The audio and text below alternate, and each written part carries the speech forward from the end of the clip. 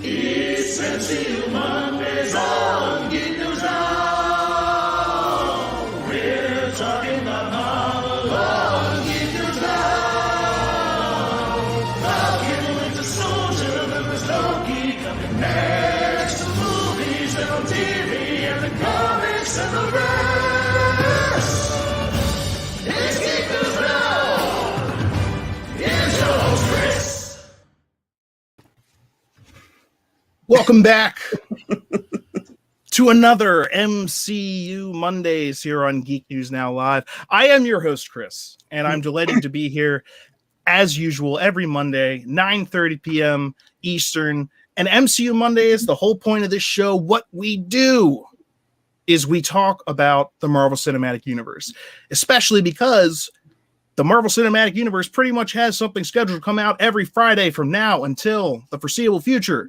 So you never know how long the future is going to be these days. So I'm calling it the foreseeable future. Every Friday they got something coming out. We give you the weekend to watch it, but Monday night we start talking about it. I'm joined as always by my wonderful co-host Debbie. Debbie, go ahead and introduce yourself to the people.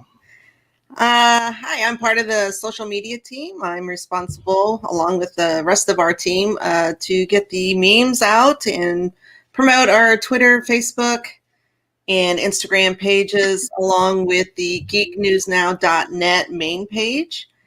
And I'm here every Monday night with Chris, always having a blast. And I hope you guys, our two special guests, have fun along with us tonight. We do have two special guests with us here today, one of which, Steven, down there, bottom right of the screen, is a friend of the show, been on before. He is Steven of Thunderpop. Steven, tell us a little bit about yourself and where you come from, what you do. Hello. It's good to be back in the Geek News Now neighborhood, and came and knocked at the door and say, hey, can I borrow some sugar and can I podcast with you? So it's fun to be here. Cool. I was wondering before the show if I could have an acupressure mat installed on this chair so I could strategically scratch my back during live streams without being too obvious. But yeah, I'm at Thunderpop TV. You can catch me on all the socials. I'm YouTube and Instagram, usually under at Thunderpop TV, and we talk pop culture, all things nerdy and fun, like we're doing tonight. Absolutely. Glad to have you here. And last, but certainly not least, our special guest for tonight, right here below me, JJ Goodman of That Hashtag Show. JJ, how are you? Good. How are you guys? Fantastic. Excited to be here as always, but also excited to have you here as our guest tonight. Why don't you tell us a little bit about That Hashtag Show? How did you get involved with that production? Appreciate it. Yeah, so we are another entertainment news site like you guys, and our tagline is everything trending in geek pop culture. So you name it, Star Wars, Power Rangers, Marvel, DC, we cover it all. And I got into this a few years back, starting off as just a Star Wars beat writer. And fast forward a couple of years, I took a great interest in what we were doing, and it's a crime of passion for me. So now at this point, I am actually a part owner of the company and director of operations. So I generally oversee our staff of writers, and I handle our major press coverages for events like San Diego Comic-Con, if and when we ever get to go again. We also got WonderCon coming up this weekend. We'll have a lot of coverage of that. And so you name it. If it's geeky and pop culture, we cover it. And you can check us out at all the links in the description of the video below. That's right. We got all your links in the description down there, all our links as well. But I know you've got thathashtagshow.com. You've got YouTube. You've got Twitter. You got the Facebook. I mean, you got it all going. Same as anyone nowadays, but That's where to find it. It's down in the description if you want to check it out. I've been checking out recently. I've known about your YouTube channel for a long time. I didn't know as much about the website. I've been looking at it in the past couple of days. And yeah, it's very similar to what we do at Geek News Now. Obviously, you guys have been doing it for longer. And it's really, like you said, that passion. That's why I do it. I mean, pretty sure that's why we're all here. So Exactly. being passionate about this stuff, loving this stuff, wanting to talk about it, wanting to write about it, getting paid to do. I mean, that's awesome, but I'd be here no matter what. Wait, you guys get paid for this? Who's getting paid? No, it's usually the other way around. Marvel comes out with something and Shut up and take my money. Exactly. So that's the way things are. And also, late to the party, David's here with us. David, glad you could make it. I was having computer issues. I'm good now. Everything's good. What? Glad you could be here. David is another member of the Geek News Now team. He is the leader of our literary legion. So he heads up all the articles that come out on geeknewsnow.net, or at least is the guiding force behind that, I would say. How you doing, David? As well as can be expected. Alrighty. I'm ready to go. Without any further ados or adoo-doos or whatever the proper terminology for that is, I say let's talk about this show, Falcon and Winter Soldier. The Falcon and the Winter Soldier. I was impressed. I'll be honest. I had a busy weekend. I don't want to get too into it, but my grandmother died. It was her funeral. Very unfortunate. So it not only her passing, but just, but it was great to see everyone. And actually it was crazy when I was watching this Falcon and Winter Soldier, when Bucky was talking to the therapist, and the therapist was talking about all the things that he had going for him. I know this is skipping ahead a little bit in the show. We can get back to the other points, but that therapist scene and the extreme close-ups they used, knocked me for a loop. I really enjoyed it. There was humor in part of it when he was lying about stuff. And then there was really deep emotional stuff too. And when she was talking about, look at the things you've got going for you. You're alive. You've been pardoned. You have your sanity. You're free. That was very much relating to some of the things we were talking about with my grandmother, and how she always looked at the silver linings and how she counted her blessings and things like that. So it was crazy for me to be watching that so soon after and just be feeling that hit me really hard, possibly because of that. But I wanted to get your guys' thoughts on that Winter Soldier intro. So JJ, why don't you tell me your thoughts on that?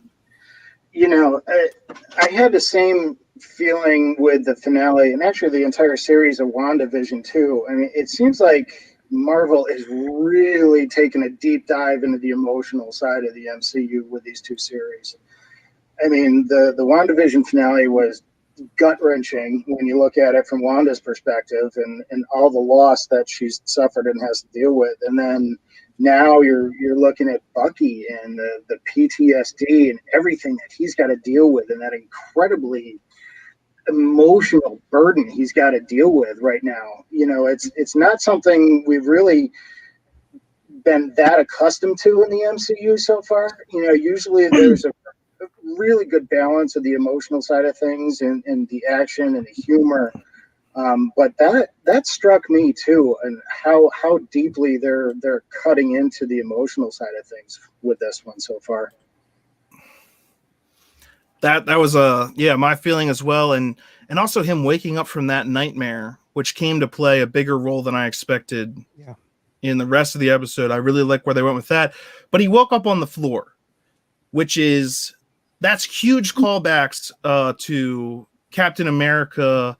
The Captain America 2, where on your left, when he's talking to Falcon for the first time about coming back home and how his mattress is too soft and he can't sleep on it because he's used to that.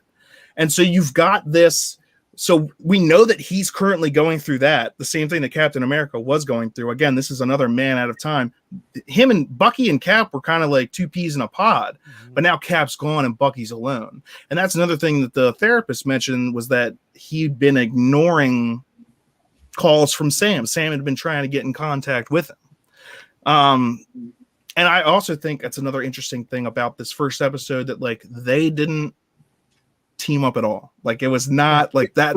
That's where we're going. We are not there yet. This was very much like, here's the Falcon, here's the Winter Soldier. Steven, what did you think about this introduction to these characters? Again, character development, they're masters at it with the MCU, and how and then with the series, how they've been able to have an opportunity to let them breathe even more and give them space that they're not able to do in the movies, when there's so many characters, in one story, and they only have a certain window of time to do the character development. They still do pretty good with it in the movies, by the way, but on the series, it's just been amazing.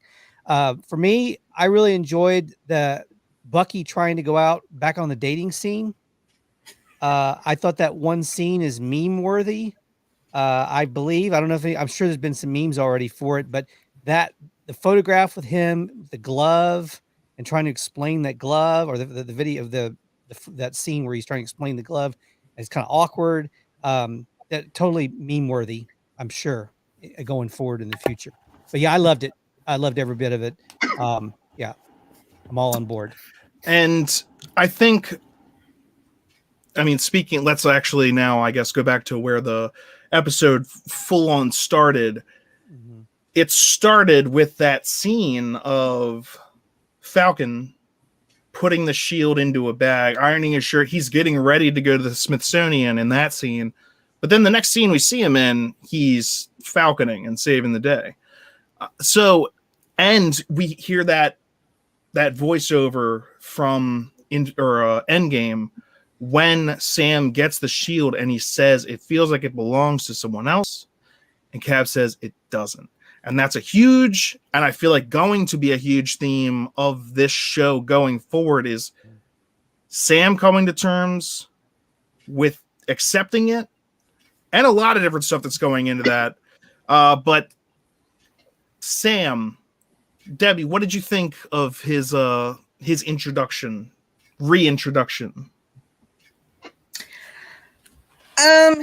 It was kind of it was sad, because he had such a connection with Steve, and just the way he looks at that shield, it just kind of tugged at your heart a little bit. But and then the very next thing, he's kicking ass and taking names very well, I might say. And but throughout this whole episode, what I liked about what Marvel has been doing so far is that they're showing the human side of these Avengers. We never get to see that. We see a little bit with Tony and Pepper, but that's pretty much it. But I just love the backstories that we're getting, because this takes place 6 months after Endgame. And just knowing what Sam is going through back home in Louisiana with his sister, trying to sell the boat and everything. And then Bucky, like Steven said, is dealing with his PTSD and being awkward on dates, and hello, shirtless in one of his first scenes. So yay. I know you guys don't care about that, but sexualization. It's all right when it's a dude. Yeah. Hey, no, I'm for it either way. But look, very much. And David, before I get into the next thing, I want to hear your thoughts. What did you think about the reintroduction of these characters? The first episode. Both of them I really, really liked. It's been spoke to death about Bucky dealing with his PTSD and going back. I will say this: I don't know if Marvel's getting getting lax or too readable, too predictable. Because when it rolled into that one scene where she's talking about, oh, he lost his son and they wouldn't tell him what happened to his son, or when I guess he told it to Bucky first. He's like, I lost my son. They wouldn't tell me. They just said wrong place, wrong time. My son, who's 11, Luke, he looks over, or I'm sorry, he just turned 12. But anyway, he looks over at me and he goes, that was the guy from the dream. I'll bet you he killed his son. And this is how he's reconciling with the guy. He was like, look, I killed your son, and now he's kind of befriending him, and things like that, which I mean that makes sense. But he's unable to confront the guy and tell the guy, hey, look, I'm the one that did this, and I'm sorry for doing this, but he was just wrong place at the wrong time kind of thing. Well, hey, I think you've got an intelligent offspring there, but also I think, yes, you could kind of see that coming. I saw it coming. Yeah. I understood. But that's kind of the importance. It also shows the dichotomy between how he enjoyed kind of, taking down that bad person and like smirking, apologizing. It's like, not all of his names to apologize for, to cross off, are so easy, are bad people. This is a case where he killed that guy's son, and it's haunting him. And I also think it's interesting, and tell me what you think about this, when he's talking to the therapist, and the therapist is like, well, then why are you still having nightmares? He says, I didn't have a nightmare. I'm thinking he actually thinks, like, I didn't have a nightmare. I just remembered killing a person. Yeah. It's nightmarish, but it's something that I did. It's not like a nightmare is something that's like, oh, you wake up and at least it's not real. Yeah, he wakes up and it's, yeah. It's funny you say that, because that reminds me of a scene in Civil War where Tony is confronting Bucky and he asks him if he remembered his parents, and Bucky says, I remember them all. So I liked the way that they kind of tied that all together with that scene, and him remembering that and talking about the nightmare. I think you're right. I think it's less a nightmare as it is, part of his Winter Soldier programming, that he remembers them all and they haunt him, like you said. And I think that also speaks to, even before the show, when we look back at Endgame, when Cap handed the shield off to Falcon, I mean, that sparked tons of people were like, why not Bucky? That's Bucky. Bucky's got super soldiers here. And that brings us back to the question of, why did Captain America become Captain America? Was it because of the serum? No. We've seen, like, they gave the serum to that other dude and he became the Red Skull. So it just enhanced. What was he? A good man. He's a good man. Like, that was the whole thing. And so he gave the shield off. That's not to say Bucky isn't a good man or doesn't want to do the right thing, but at the same time, he's done tons of horrible things. He's still conflicted about all that. And the only thing that Sam is conflicted about is living up to Captain America. That's why Sam doesn't want the shield, is because he doesn't think he can live up to that idea of Captain America. Yeah. But we're going to fast forward right to the end here.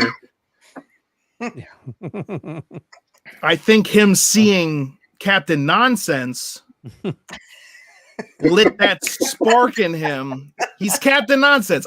You come up with another better name. I don't know. I was going to call him, then there was cuss words in it. So I stuck with Captain Nonsense. So Captain Bullcrap is what I was going to say. But, yeah, I think you could see him while he's watching that, and he's like understanding what's happening, folding his hand. Because when he gave the shield to the Smithsonian, he wanted the symbol, and he talks about the symbol. It's nothing without the man that stands up behind it. Who is this man? Anybody have any thoughts on Captain Nonsense? John Walker. Yes. U.S. agent. Yep. Yes. Yeah, and I believe it sets up Power Broker as the main villain. I mean, I'm getting to the goods right away, but well, and just to throw another log on the fire, I was actually doing some research before we came on tonight, and we researched for the show. I looked up U.S. agent because I wanted to know, what was going on. So Power Broker gave according to the comic books, now I've not read them, but this is what I read online, was that he obtained his power from the power broker, U.S. agent did, and it was a form of mutagen. It was a form of mutation that caused his great strength and everything. So are we, we touched on maybe mutants in WandaVision. Are we going to try and touch on them again here and maybe an intro into the X-Men kind of thing? I mean, is this something that Power Broker's doing? Is he's creating mutants, if you will, and we'll get the X-Men out of this? I think more super soldiers, his own version of the super soldiers, using the same mad scientist laboratory cocktail, similar to the cocktail that was used to create, Stephen Rogers, Captain America.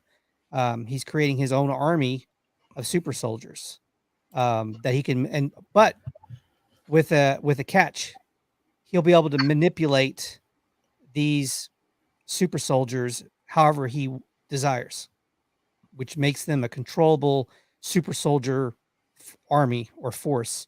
So the interesting thing about Power Broker, though, is he was, I believe, originally introduced as a Jessica Jones villain. So it's going to be a little different this time. It's also interesting Steven, that I think you may be more right than you know, though. I don't know if you guys caught it. I did some research too. I watched the episode again just before this, and as I was watching the end credits, there is a very, very short scene in the end credits, and you see in the background a clip that says "Power Broker is watching," and in front of it is a syringe with what looks like the blue super soldier serum in it.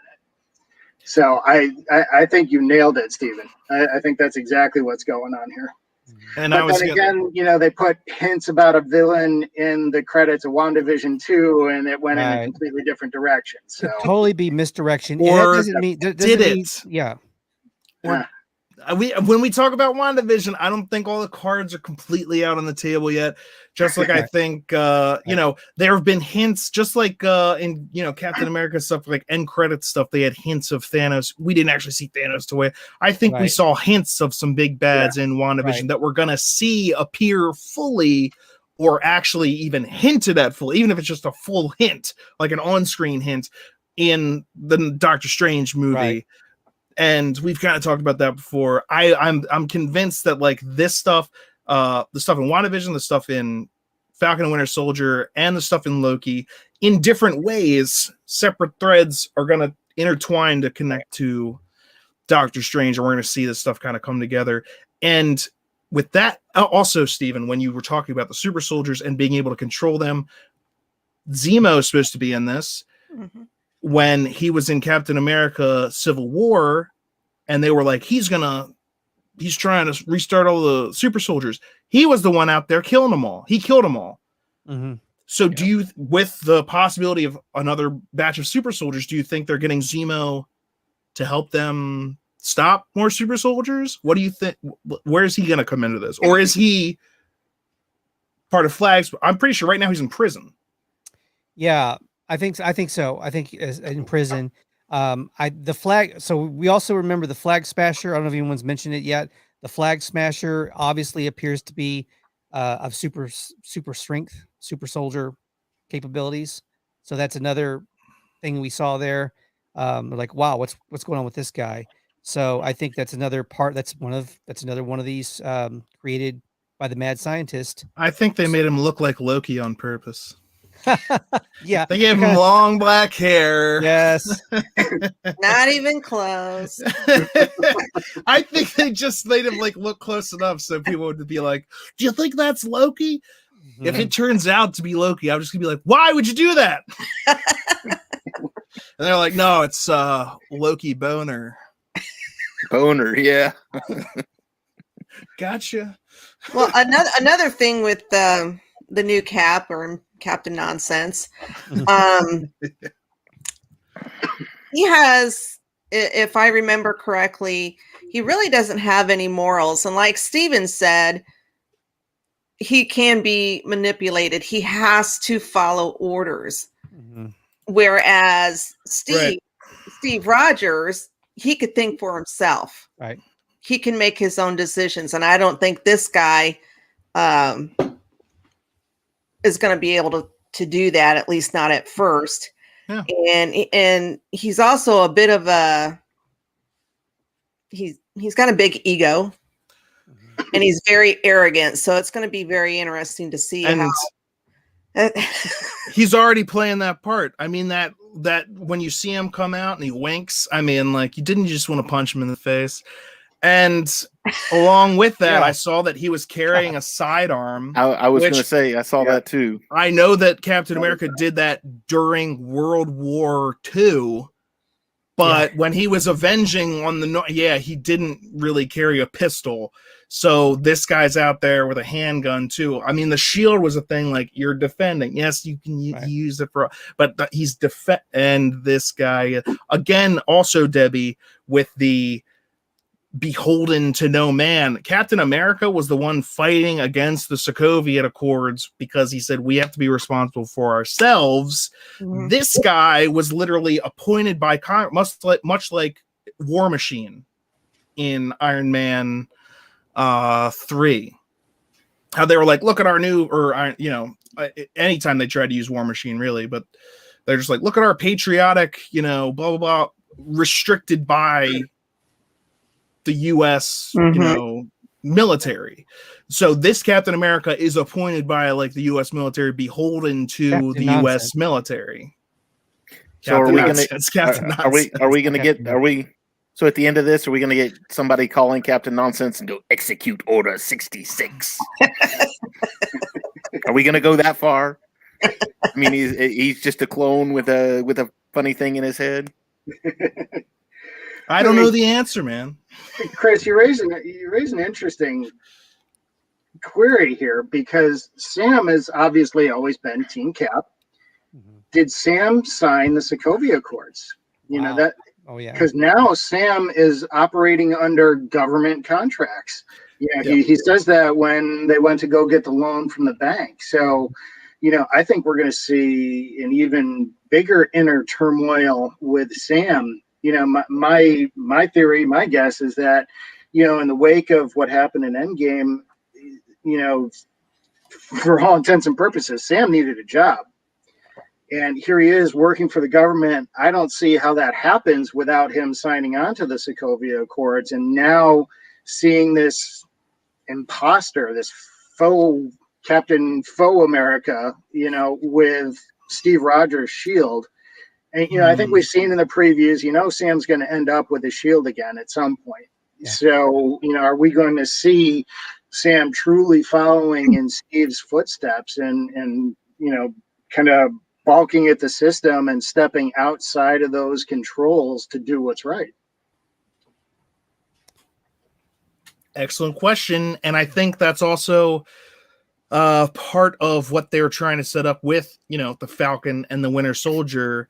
The Falcon, who typically works within the law, except when he was following Captain America, obviously he'll do whatever Cap says. And then Winter Soldier, who was a mind controlled whatever. Even in their opening action sequences, we see Falcon, and I was bewildered several times. He's using, like, a lot of non-lethal stuff. He used to have guns. Like, he used to have 2 guns. He's not using the guns at all, even though he flies past a helicopter, uses, like, a grappling hook to pull a guy out of the helicopter, and then retracts his grappling hook, dropping that guy to his death. He blows up several different things, but at the same time, he's using, like, a lot of non-lethals. Then we get to Winter Soldier, and this is a flashback, his memory, but then it's still murder. And then even when he's doing his reparations, he's not being honest, and it's kind of like a side eye. I'm doing the right thing, but maybe not the right way, which is cool. But at the same time, like, so these guys are going to be the guys that come together to stop Captain Nonsense, or to right the wrong that's being done to the legacy of Captain America.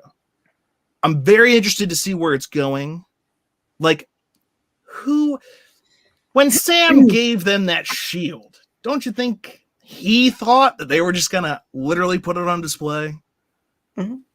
the next day. It's like 2 days later. They're like, we've got a new cat. It's like, what? Oh, they waited no time. It's like you. I mean, I'm a dog lover. When I lose a dog, I can't go out and get another dog right away. I need some time. You can't just go out and get another Captain America that soon. It's pretty heartless, if you ask me. It's also, I think, and I think this is only 6 episodes long. So, there's not as much time as like WandaVision to spread everything out. We only have 5 more episodes of this. I think him seeing that other guy holding, because again, think back to the beginning. Think about how the episode starts and think of how it ends. It starts with him remembering Cap saying, "It does belong to you." Then early on in the episode, he gives it to the Smithsonian saying, "It's believing." He even says this to Don Cheadle when they're in the museum. He says, "The first thing I said when Cap gave me the shield was, I think it belongs to someone else." And that someone else was Steve. He can't get over the fact that that's Steve's shield. Yeah. But Steve told him that it belongs to him. And then 2 days later, see Captain wink and a nod coming down with that. Oh my gosh. You could see it even in, again, great camera work. I loved the intense close-ups in this show, by the way, because they kept really getting in, you could only see this much of a person's face, but you could see their eyes. You could see that they reacted to things. And during that scene, they focused on his hands. And he starts out, and then he folds his hands. And then as it keeps going, he's just getting heated. Yeah. And then that's the end of the episode. And it's like, oh man. And what's Bucky gonna think when he sees this? Bucky's gonna be pissed. He's not gonna be go crazy. The only thing that would have made it worse when Captain Nonsense showed up is if they'd gotten the Homelander actor to play that role. That would have been a huge troll job. Absolutely. I think Anthony Starr would have totally done it too if he was able. You would have left at that opportunity, absolutely. But that would have been, again, I mean, I know they've already shot all this stuff, but now that you've seen the reaction from Ralph Bohner, I don't know how many times you want to rickroll your audience, which is what I take Ralph Bohner as from WandaVision, unless we get something else out of that, because... What'll be interesting and we know. Sorry, what's going to be interesting is next episode is to see the reaction of the world to the new Captain America, because if that happened in real life, someone that was that idolized and looked upon as being the perfect role model and the super citizen that he was, and then replaced so quickly by this guy, Captain Nonsense, will there be a backlash? Will people be going crazy on Twitter, or will they accept him right away? I mean, that's going to be the interesting thing to me.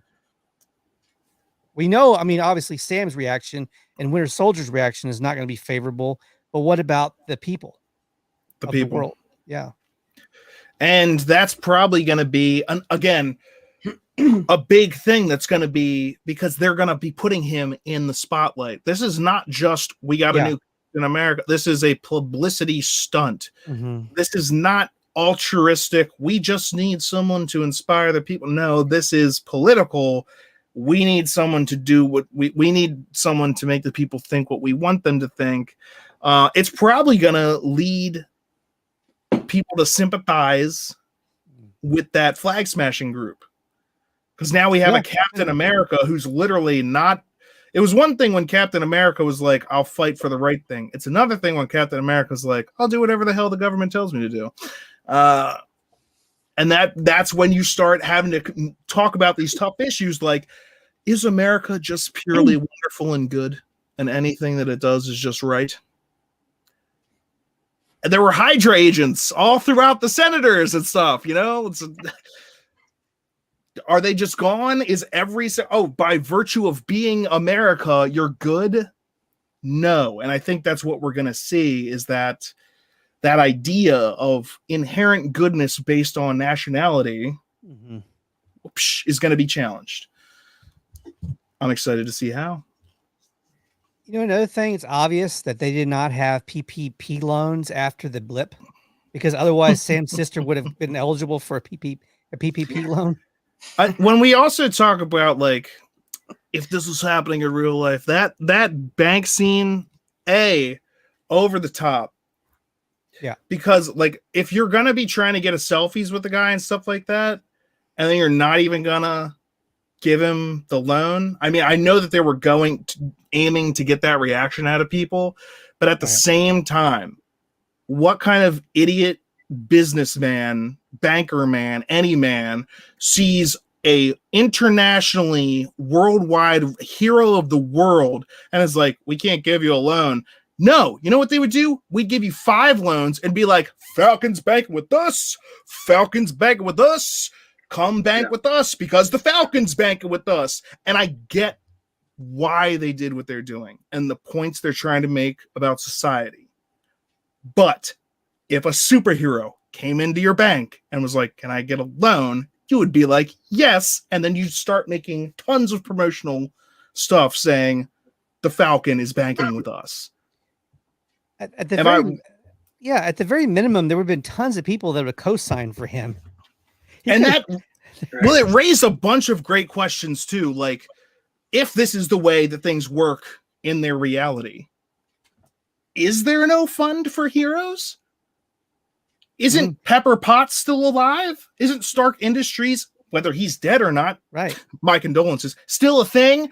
Like, shouldn't they be getting something? Like, is that? And they walk out of the place and he's like, I'll go to every bank in the city. And I'm just like, you were just talking with War Machine like 5 minutes ago, and he's like huge up in the military.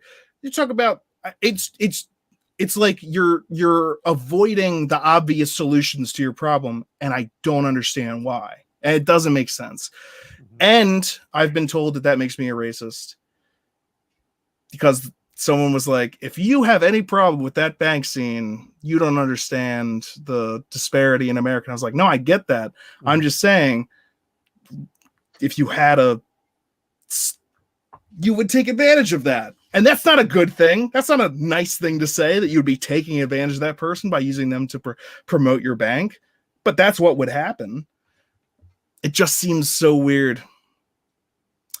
And it makes me wonder how they're going to go forward, especially because that's part of the Falcon's story here, is saving his family. How is he going to do that now that he also has to go do whatever else he's going to do? You know what I would have done with that? And it would change things quite a bit. But if they had where he had gotten the loan somehow, of course, that changes a lot of things, I'm sure, in the story. But then as they're leaving, they're kind of off to the side. Another person of color comes in that's unknown, that no one has ever seen or heard of, and tries to get a loan, and then is obviously given the cold shoulder by the banker. And then because he's not famous or a celebrity. And so if Sam saw that and then reacted and said, you know what, I don't want a loan from you after all, that would have been, to me, more believable. And it would also had a good message there. And it could also be they're just trying to push the point of even celebrity doesn't necessarily get you what you want, or also that he's trying to be more honorable in what he's doing. Maybe if they had said something like, we'll give you this loan as long as we get the rights to your image, and he would have been like, screw you. Any of those things are all possible. And it does make a good point about, he's like, I know that we're available for these loans. I know for a fact I've got government contract after that. And the guy's like, that was the way things used to be. There was 5 years of nonsense, and now billions of people are back. Everything is in turmoil. And that's partially, again, what this is about. Yeah. Even though Falcon has a very valid point when the guy's like, you don't have any financials for the last 5 years. And his sister was about to like blow up on the dude, and Falcon kind of stops it because this is before like the end. But I was right there with her. I was like, dude. Well, I mean, where have you been? Played that out. Imagine the application process. Sam says, well, I have government contracts. And the bank says, okay, we need to see proof of that for your income. And Sam's like, well, That's classified. Ooh. Yeah. And those are his, government contracts. It's not like he has boating contracts with the government. That's another thing. Yeah. He's very determined to save his family. Right. But it also seems like, from his sister's point of view, what he wants to save isn't, that's like just his memories, his past and stuff. But it's not what's actually real.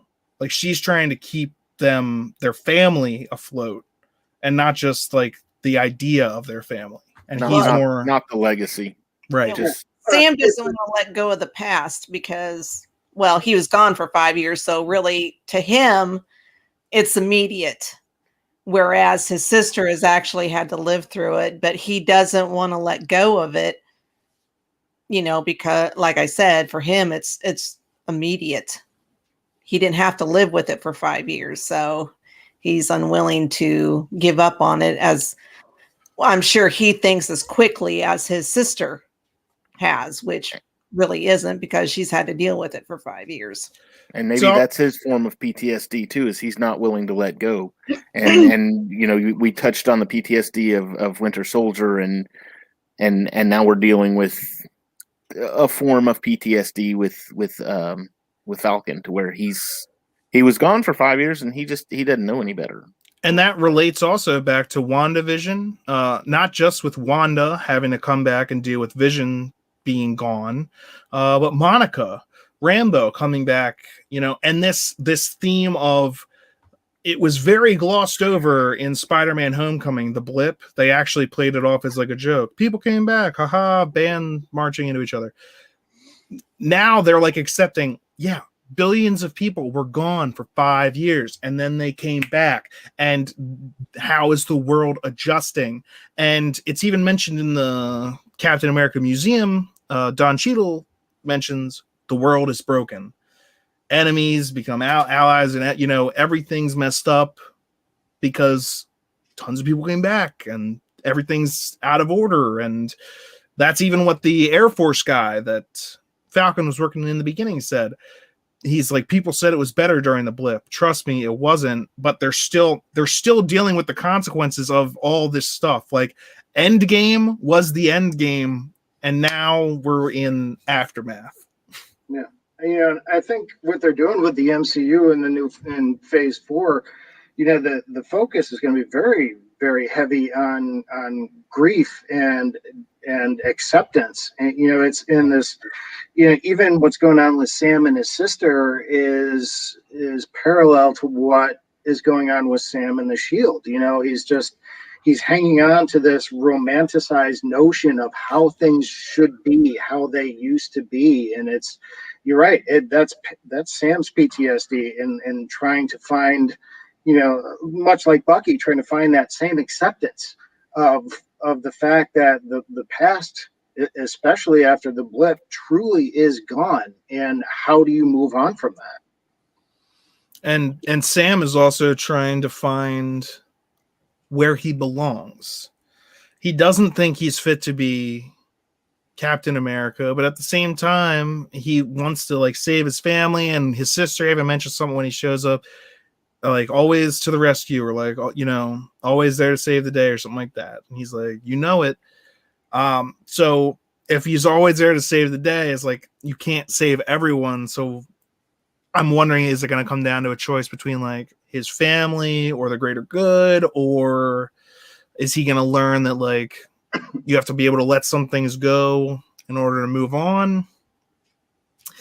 And then you got the Winter Soldier aspect of it all, which I can't wait to see, because that's Hydra. There's so many different things I could bring up from Bucky's. He's been around, he's been doing stuff. It's not like he was on ice for 70 years. He was out there assassinating people and doing stuff. There are going to be repercussions, blowbacks, things like that. And we still have Niece Carter. Yep. Yet to show up. How is she going to come into the mix? That's when us guys could have fun with. I can't. That also makes you wonder, is how are you related to Agent Carter? And now that Steve went back in time, Did he make out with his niece? It's Uncle Steve. It is. I promise you it is. I wonder if Falcon and Winter Soldier will share a look over that. Remember that time we were in that Volkswagen Bug and He kissed his niece. Steve made out with his niece? Yeah. Don't you ever shut up. But I think it'll be very interesting to see how when they do come together. That's what I can't wait to see, because we had this whole episode go by, the Falcon and the Winter Soldier. I saw the Falcon, so they never interacted even once, or even came close to. Yeah. There was the just only thing that was the mention of the text messages that was about Sam had been trying to, and that just gives more of their character where they're both at. Like Sam's trying to do stuff, and Bucky is also trying to get through stuff, but he's not. And did you also notice that Bucky had a flip phone? Yeah. Just like Steve. Just like Steve. Yep. Yeah. I don't know about you guys. Like the Falcon and Winter Soldier was probably the Marvel show that I've been most looking forward to, just because, Mackie and Sebastian Stan have such amazing chemistry as actors and working together. I mean, one of my all-time favorite scenes, from the movies in Civil War was, after Sam engages Red Wing to take out Spider-Man, and Bucky's like, you couldn't have done that sooner. And Sam's just like, I hate you. I hate you. It's just, that love-hate relationship that these guys have, and that bond that they share over Steve is just, it's a perfect recipe. And I, like you, Chris, I can't wait to see these guys get together. Dude, I'm on exactly the same page as you. Like, I loved WandaVision. I like what they did with it. It was experimental. It was bold. They started with the sitcom thing. They went and translated over into MCU. What I love about Falcon and Winter Soldier is I knew this going into it. I was like, you know what they're going to do with this? It's going to be like MCU level action, but it's a buddy cop movie. And it's Lethal Weapon. But in this case, it's Bucky, the 106-year-old going, I'm too old for this shit. And I can't wait. If he drops that line, this is being recorded. I'm calling it now. I'm going to be like, yeah. Are they reunited next episode? Because this is only 6 episodes. It's only 6 episodes, and I got to think that again, Captain Nonsense, that last thing, that's the match on the gasoline. Right. Like, right. Boom, the stuff's been set off. They set up some hints about the flag, the operation, Bucky and his Hydra pass and everything like that. But this new Captain America, fake America, is going to set them on a path to do something. And like, that's what's I'm convinced. Tell me if I'm wrong. Anybody think I'm wrong? Oh, that's You're wrong. That's the match. I think that's going to be the catalyst for Bucky to finally respond to Sam like, what the hell? Yeah. That's what Why did you give up the shield? That's what, dumbass? yeah. That's exactly what I'm expecting from him. Yeah. I want to see them. They're going to be pissed at each other, I think, before they decide to work together. Like that scene in the first Avengers where everyone fights for a little bit before they decide to calm down. You want me to put the hammer down? That's bad news. He likes his hammer. We're going to have a doth mother know you're wearing her drapes? But yes, I'm very much looking forward to something like that between them before they decide to work together. And I'm wondering if there's if it's actually going to be something like Iron Man fighting Thor. It's going to be Cap or Falcon fighting Winter Soldier, and then maybe Agent Carter's going to show up and be like, boys, what are you doing? We got a shield to go get. Because there was also in the previews, there was a scene where they had the shield again. Even Bucky's like trying to pull it out of a tree. Right, yeah. So do you think there's more shields out there? Ooh. Because also wasn't Cap's shield pretty busted at the end of Endgame? Now I know when he went to go on his mission to return stuff, it looked like it was fixed. But what do you think about the possibility of multiple shields? Yeah, we don't know that the shield that John Walker or Captain Nonsense has is the actual shield that that Bucky gave to the museum. Or not That's a good Bucky, but point. Sam. It's very likely, given that like the guy that introduced him was the same guy that was like Right. at the Smithsonian, was like, we appreciate you doing the right thing and coming Right. forward with Cap shield. That's So true, yeah. it's likely that is that shield. But my question is, like, we've seen this thing get scratched before by vibranium when Black Panther, and now it's like this one looks pristine. So did they fix the original, or because there's also that whole scene in Iron Man 2 where he's setting up his particle collider and he's like, oh, put that right under there, and it's like it's a version of Captain America's shield that like his father had been working on. So like I know there's only one like vibranium shield, but Well, in the comics, Captain Nonsense, the shield is made out of full vibranium, I believe, and it does not handle as well as Steve's, because Steve's was a combination of vibranium and something else. I'm not quite sure. Adamantium. Yeah, whatever. The same stuff that's in Wolverine. Don't say whatever. That's very important. That may come up. You're killing me. Mutants coming. Just like that adamantium was killing Wolverine. Sorry. In the comics, his shield is full vibranium and does not handle as well, and it's not as precise as when Steve's throwing his shield, and it, he can. Well, that's fascinating. Because again, while I was quick to point out that I knew that it was an alloy of vibranium and adamantium that Steve's shield was, I did not know that this other version of this John Walker version had a shield made of pure vibranium that was different from that. So again, with these things, and when they were coming out with the original Captain America in the MCU, they couldn't use adamantium.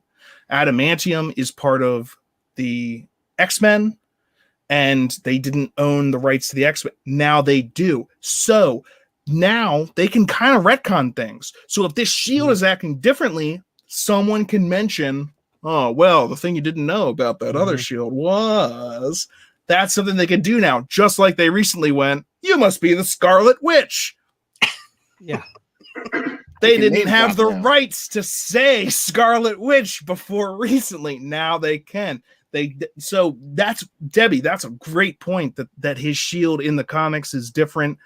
Mm-hmm. And I was just bringing it up because I was curious about the difference in possible different shields, especially because they even showed his old-fashioned shield on the side of his bike. So they kind of went out of their way to show like there's been more than one shield, even in this episode. That's awesome. Anybody else have any thoughts on the shield possibilities? It would be fun to see Bucky and Sam team up to try to go in and do a heist scene to try to steal the shield back. That's what I was thinking. Yeah, it would be fun. This guy's got to put it down sometime, right?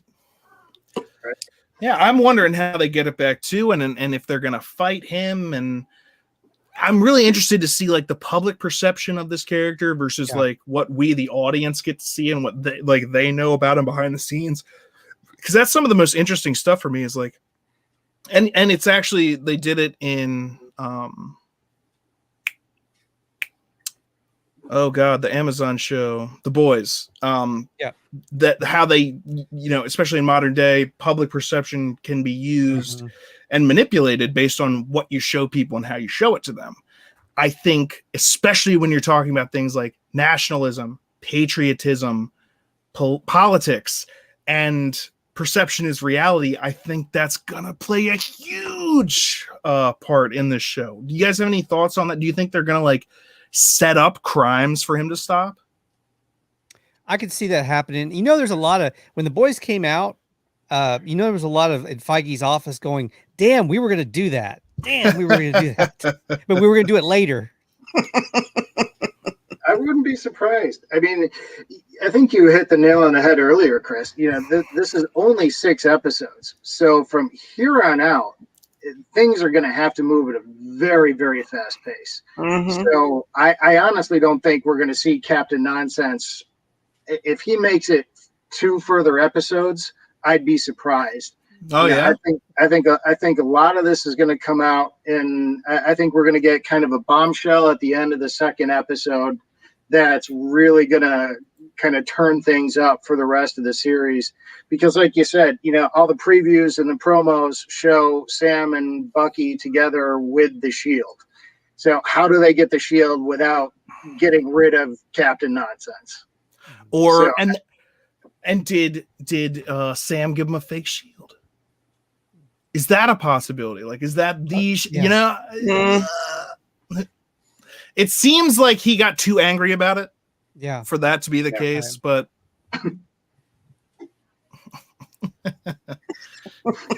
Nonsense, the Snyder Cut. here we have Captain America, and here we have Captain Nonsense. Which would you prefer? Well, I'll take Captain America. That is America's ass. Versus Nonsense's ass.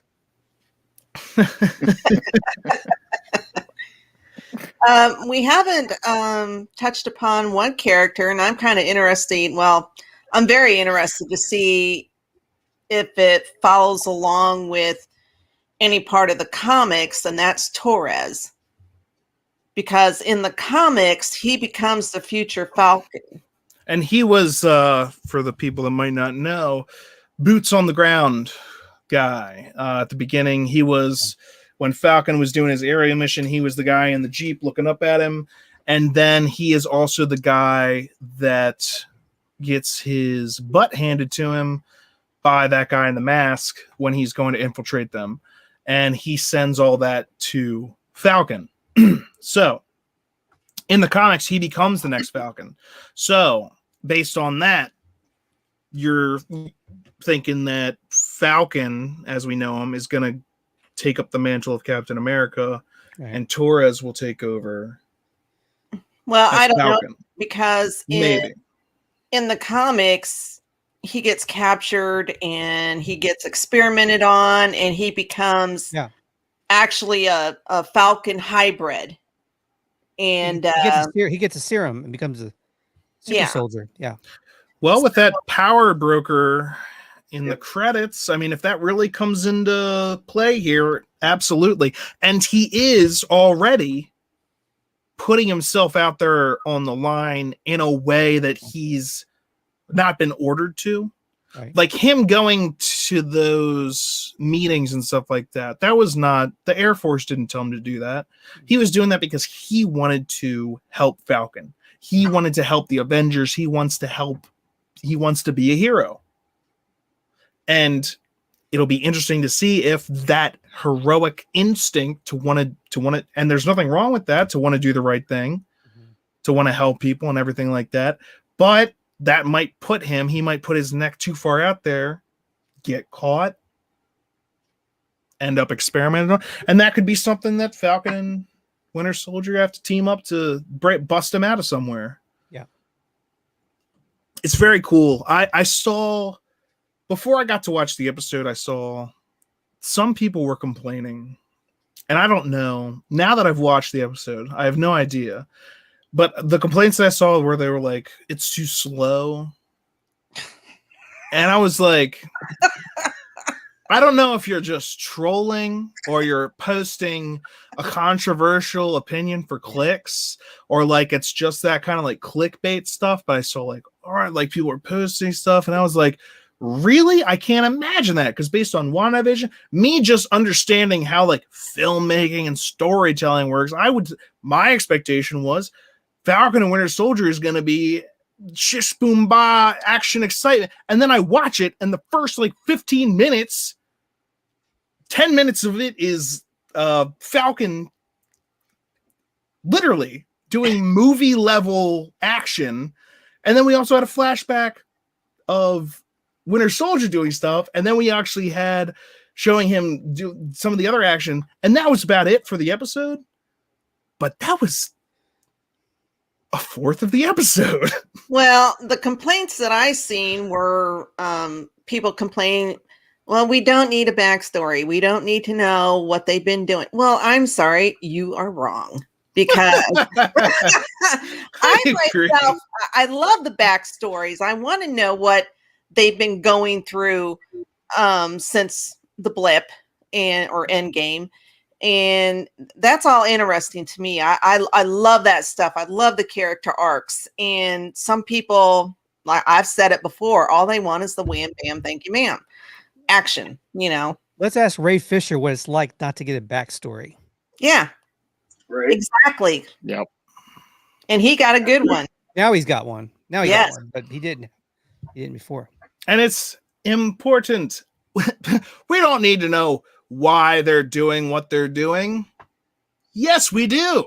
Well, That's why they're doing what they're doing. it's called No, story we building. very much need that backstory because both of these guys, Sam and Bucky, up until this point, really, I mean, yes, we've gotten some exposition, some backstory through the movies, but up until this point, each of them in their own way and in their own time has been Steve Rogers' sidekick. Yep. Yeah, I mean, a great line from Sam, and I forgot which one it was. It might have even been Civil War again. Is like, people who tend to shoot at you, shoot at me. Or, in another quip, he says, I do what he does, only slower. So there's been a running gag about these guys being number two to Steve Rogers. Yeah. How do you now establish them as the Falcon and the Winter Soldier in their own right as their own characters? You need to have some of that. You need to dive into these characters a little bit deeper in order for the fans to really relate to them and appreciate them as standalone characters aside from Captain America. I love that you brought that up and the fact that you mentioned the title while you're doing it, because think of WandaVision. What was the title of that? WandaVision. Almost making them one character. What is the title of this show? The Falcon and the Winter Soldier. It's not. It's very much like here's the Falcon, here's the Winter Soldier. They're the end, so they're together, but it's not like WandaVision. It's more like maybe there's a little bit more going on here. Separate goals, separate reasons to be doing what they're doing, united only, again, Steve Rogers. That's what unites them, and that's why, again, this Captain Nonsense is what's going to bring them together, because they've both been trying to find their way in this world post-blip, post-Steve Rogers, and now that someone's tainting the legacy of the one thing that they both hold dear, all bets are off. Well, if you noticed in the with the psychiatrist, part of his making amends is he has to go to the person and follow the three rules. And correct me if I'm wrong, but one of the rules was I was the Winter Soldier. I am now private citizen Bucky Barnes. Yeah. So, the government or the psychiatrist is trying to get away from the Winter Soldier part, which I don't think that's ever going to happen. Well, it's like, who are you? It's partially an identity crisis. Yeah. Who are you? Are you Bucky Barnes? Are you the Winter Soldier? If he's what is the Winter Soldier? Are you just a mercenary, a mind controlled nothing? And that's one of the things that the therapist brings up in those blessings when she's talking about the good things he has going for him. She's like, you have your sanity. Mm-hmm. You're free. What you do now is up to you. And it's also very telling. One of my favorite parts during that scene is when she says, you have these things. What do you want now? And he looks down and he thinks to himself and he says peace. And it's a little bit of a question to it. He says peace. Like, I want peace. And the therapist immediately goes, that's bullshit. And he's like, wow, what a therapist you are. And she's like, no. And she mentions, I've been a soldier. I've seen what seeing these things can do to a person. But I think she's also speaking to, like, she understands the nature of him. Peace isn't really what he's looking for. It's to do the right thing, to take his gifts and actually use them in a way that are good. I think his story arc is going to be finding that balance between being the Winter Soldier and also finding a way to be Bucky Barnes. Yeah. I don't think he's looking for peace as much as he is place. Where does he fit in the new world? That was awesome.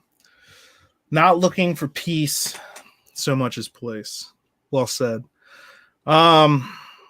David, you got any thoughts on that one? Bucky Barnes, and do you think he's gonna want to take the shield? In Endgame, he nodded for Sam to take it. That's another reason why I think he's gonna be more pissed. I think I think the nod for Sam to take it was I think Bucky realizes that he is too much of a messed up individual he's not worthy to carry the shield. He's just not worthy. The Captain America is good and wholesome and idealistic, and Bucky has this Dark side. And like past, blood on his hands. Like Falcon said, the symbol, there's been no greater symbol, but the symbol is nothing without the man or woman that stands behind it. Right. And if you've got somebody standing behind it that's and this has come up before in past, we know worldwide people know who the Winter Soldier is. Right. You knew that based on the Civil War, where everybody was looking for the Winter Soldier, and everybody's saying the Winter Soldier works out at my gym now. And there was a worldwide manhunt for him. And he was, originally blamed for the death of the Wakandan king, a nation that people didn't even know about, and that was such a huge issue. And all of that was a plot to, again, draw out him but still, it got people, this is his face. This is the Winter Soldier. The general public knows who he is. And since Natasha, in the same thing, in the previous Captain America movie, released all the SHIELD files, again, it's out there on the internet. The Winter Soldier and his past, as much as SHIELD knows about it, is out there for people to look at. So when people are like, the Winter Soldier, Bucky Barnes, like, now he's a free citizen. No one's coming after him. But at the same time, that's not to say, like, the general public, the world doesn't know about him. Like, they know that this is a terrorist committed, even if the Wakanda thing wasn't him, all that other stuff was. And that's not exactly the person who Captain America. Yeah. Although Captain Nonsense, I mean, that's, I don't know. I'd take Bucky over Captain Nonsense, and I don't even know what Nonsense has done yet. Somebody put up a meme, and it's been all over everywhere, where it says, without saying a word, this man has become the most hated person in the MCU right now. Props to Sarah Finn casting. The MCU casting, they do a great job. I also saw another one, and I wish I had it here. I would share it, but the old man from Up. Just because the guy, he has a square jaw and he's got the ears sticking out, and I was just like, that's a good meme. I feel bad for Wyatt Russell, because I don't know if it's just the way the mask fits him or the angle that made him look like such a douchebag, but he's actually a really good looking guy. So I feel bad for him, but I think I seen in an article something about I'm honored to be hated or something like that. Absolutely. Well, no, it's like infamy. It's like the actor that plays, again, in The Boys. I think this is him, right? Yes, he's good looking. He's Carl- Kurt Russell and Goldie Hawn put together. Come on. It's But the when baby. you- The baby we didn't know they had. It's like that was the whole in Lord of the Rings when Sauron first appeared to the elves. He looked very, beautiful, and that's how he tricked them. Here, I'll give you gifts. I'm very appealing. Yeah. Perception is reality. So if you look at this guy, he's great. He looks vaguely similar to the last Captain America. Woohoo! And then all you need to do is stage some crimes for him to stop and smile for the cameras. And we've got ourselves a new national poster boy to sell those bonds and stocks, which was, again, think about the first things Captain America was actually doing and what they used him for and what he had to break away from. The first things they did, even though he had superpowers, was use him to make money as propaganda. And you even see it in this episode when they're looking at the wall of Captain America propaganda, when War Machine even says they're just looking for someone to make it right, as if there's just one person that's going to make it all right. Okay, so on the propaganda scene, when they were looking at the propaganda, I don't know if anybody caught it, but toward the bottom was the Captain America comic book issue where Cap was on the front punching Hitler. I was like, oh, they put the punching Hitler. All right. Sock him in the jaw. Well, they even said that in the Captain America movie when there's like, why should we take orders from you? He's like, I've punched out Hitler 138 times. Like, oh my goodness. Well, we've been going for over an hour now, hour and 10 minutes. I'm not saying we need to stop, but is there anything else that anyone wanted to bring up before we bring our discussion towards a close?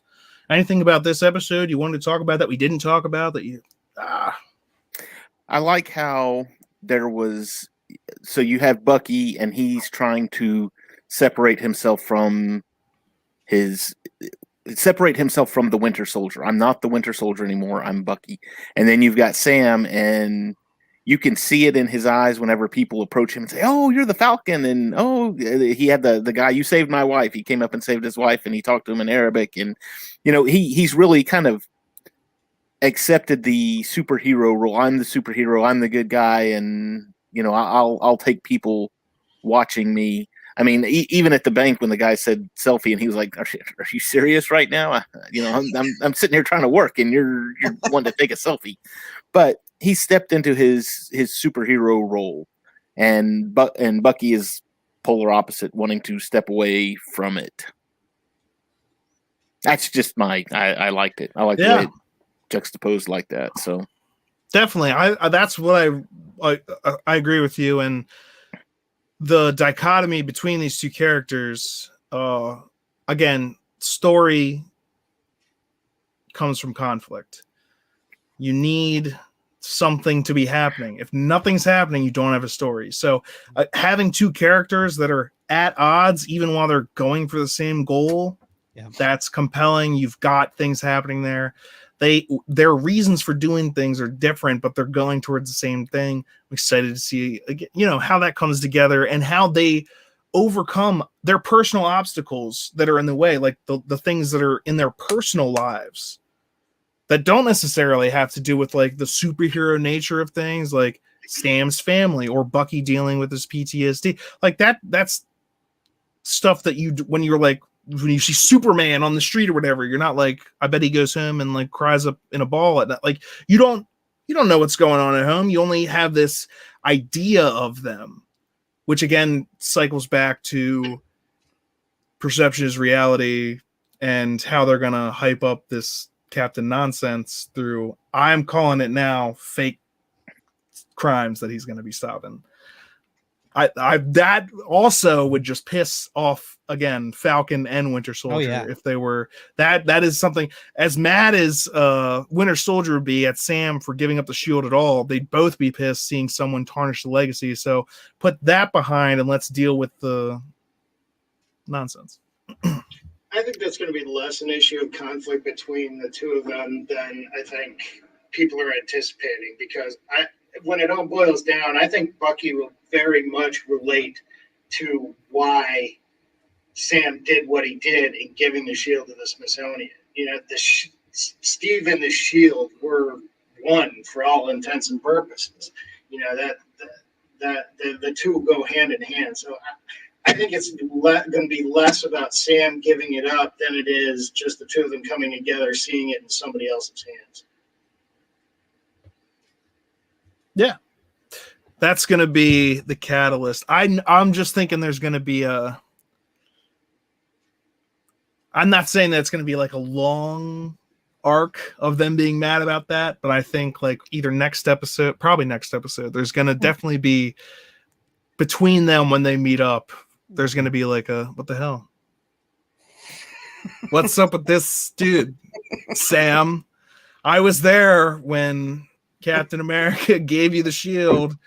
I heard what you said, that you didn't think it belonged to you, and he said, yes, it does, and you gave it away. I think that's probably going to be next episode, but like you said, I don't think that's going to like dominate their arc or anything like that. I think it's going to be the thing that they have friction over, but then again, they put it behind them to correct the bigger mistake. Yeah, exactly. And it could be used as a running joke throughout the next 5 episodes. So sure, yeah, because they're constantly, that's the kind of characters they are, giving each other crap about stuff. And like, so maybe somebody gets hit with a shield and someone's like, why couldn't you have dodged that? And someone else is like, why couldn't you have kept it in the first place? You don't have to be dodging this. Tons of potential. And then Winter Soldier goes, I'm too old for this shit. Lethal Weapon style. Anything else from anyone on this episode? This is going to move quick. 6 episodes. This show is going to move quick. No filler episodes. I was going to say, any theories anyone wants to put forth for either next episode, or how you think it's going to end, or just something you want to throw out there so we can have it? It's totally a huge net to throw. It's more of a wild, like I wish it would be, because it would be so big surprise. But since Power Broker is originally associated with Jessica Jones, it would be wild if Jessica Jones showed up later in the season, even if it was a cameo. I think that would blow like longtime Marvel fans away. Oh, look, it's Jessica Boner. I'm not going to let that go until they rectify it in Multiverse of Madness or whenever that's going to happen. That's just me. But no, Jessica Jones, it would be interesting to see her. I just have my doubts about them going that. I don't think they're going to do it, route. But I would love to see it. It would be neat. It would be cool. Would you, if she did show up, would you expect it to be an all new Jessica Jones, or do you think they'd bring? Oh, they better not. No, they better use. Don't do it unless in that case Jones from Netflix. We're not going to see Jessica Jones. I'm calling that because again, otherwise it'll just be Jessica Boner. It'll be another Ralph Boner thing. Yeah, and I can't take any more of this. There is potential. Maybe we might see some Kree, because in the comics, U.S. Agent Walker has connections, or maybe, I don't know if it's connections or conflicts with the Kree, but so there's always a possibility a Kree could show up. And we've been seeing hints about Skrull for the past. I mean, we saw one in WandaVision. We see him in Captain Marvel. We saw him at the end of Spider-Man: Far From Home. Spider-Man: Far From Home. So, and the Skrull and the Kree, that's the war, Secret Invasion. All of that potential is there. Now, how much, if any of it, we'll see on this, that is a very interesting question. Again, especially 6 episodes. They're going to be action packed. They're going to be heavy hitting. And I'm really excited to see where this one ends, because like where WandaVision ends, and I'm glad that this one, when it started, it wasn't like picking up where WandaVision. It was just like, here's its own thing. And so I'm excited to see this thing as its own thing. I'm excited to see Loki as its own thing, and I'm excited to see how those threads come together towards the overall cinematic universe. Which again.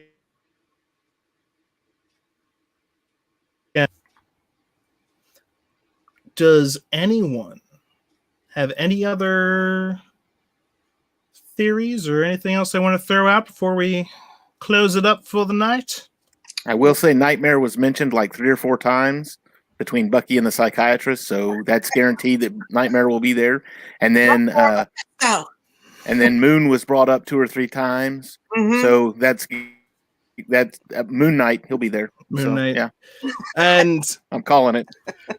Again, I don't know. See what they do with Zemo. I mean, look at his motivation from Civil War. Tony Stark is dead. Captain America is dead. You know, his whole shtick was revenge for what the Avengers did to his family. Well, if you look at it and you think about it, he got his goal in the end.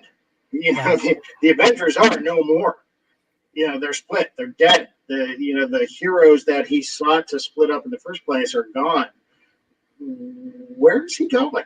What is his motivation this time around? What role is he going to play? That'll be really curious I'll be curious to see where that leads in 6 short episodes. I'm right there with you again, because I didn't see, unless, again, he's one of those masked people in this, but I don't think he is. Pretty sure he's still in prison. And from what I've heard from when he is in this show, he's going to be wearing a different type of mask, kind of like a ski mask, kind of like he was in the comics, but it's also kind of like purple with the slits. I've seen people theorizing that he was trying to make a mask that looks vaguely like Thanos, just put the heroes more on edge like that. I think they were just trying to get him to look like his comic character, because it's good to do that when possible. Maybe it's a combination of the two, but JJ, just like you were saying, I don't know what his motivation is at this point. I don't know what he's going for here, and whatever reason that they have to bring him out,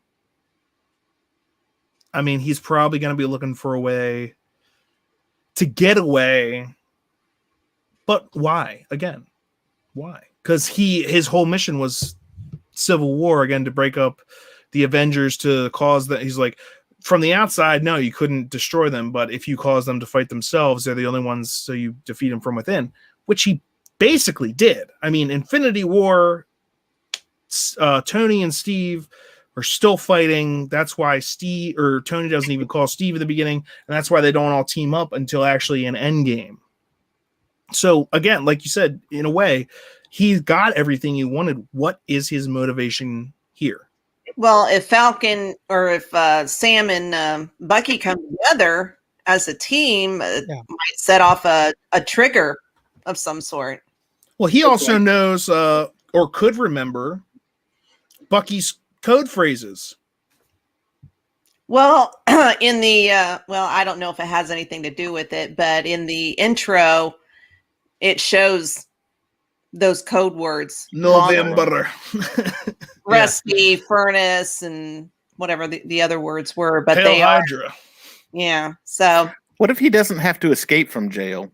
What if he was one of the ones that was blipped out, and then when he blipped back in, he was he blipped back in, and that jail didn't exist anymore, and he was just free. I called it. Everybody remember, I called it when that happened. We've got it, buddy. If it turns out next week that's what happened, I'm going to bring this up, and I'm going to have myself saying this right now. Look, he called it. I hadn't considered that at all. My entire line of thinking was that they'd have to go get him for some reason. Mm-hmm. This is a very interesting development that you bring forward. He could actually just be the guy behind the flag crushers or whatever. Flag smashers, right? I don't think so. But given the idea that you just brought up, that he got blipped out, and then when he came back, he wasn't. Yeah, that's interesting. That's an interesting thought. I like it. I like it, David. I kind of thought he might be behind the Flag Smashers, but my theory rate is not so good right now. So, Well, Debbie, again, we'll have to wait and see in Multiverse of Madness if Mephisto shows up at any point. You've been right for years. 4 years. Yeah, essentially. No, I mean, again, I think people that read the comics and know the backstories and that's where they draw things from. And so if back in the day, way back in the day, when like Captain America: The First Avenger was coming out and people saw the Tesseract, there were people that were like, Thanos. There were other people that were like, this is a world cube. I remember reading tons of different theories on what the Tesseract could have been, but one of the theories was Thanos. So I'm thinking WandaVision, a lot of people are like, Mephisto, just because we didn't see Mephisto in WandaVision. And I'm not even saying that we didn't. Doesn't mean that we won't be seeing him play a bigger part later on, and that there will be references back to that. So Debbie, you've come up with some great theories. I've seen some really nonsensical, like when our head of our Geek News Now, David Gramillion, came on and he was just like, Palpatine's behind everything on WandaVision. And I was like, I love the meme, but you've got to stop positing that theory because it's just not going to happen. Same streaming app. So the IP is there. So maybe. Alrighty. Been going just about for an hour and a half now, so we're going to call it. I'd like to thank very much our guests, Steven from Thunderpop and JJ Goodman from That Hashtag Show. And if you want to check out all the links, everything's in the description. You can check out all the wonderful stuff from them. Also, thank you to Debbie, my co-host, and David, who is a regular. Both of them work for Geek News Now, as do I. We're happy to be here. Geek News Now, fueled by the fans. As you can tell, we're all fans here, and it's fueling it. So thank you all for being here. Wonderful panel, wonderful discussion. Thanks for everybody in the comments, and we will see you next time.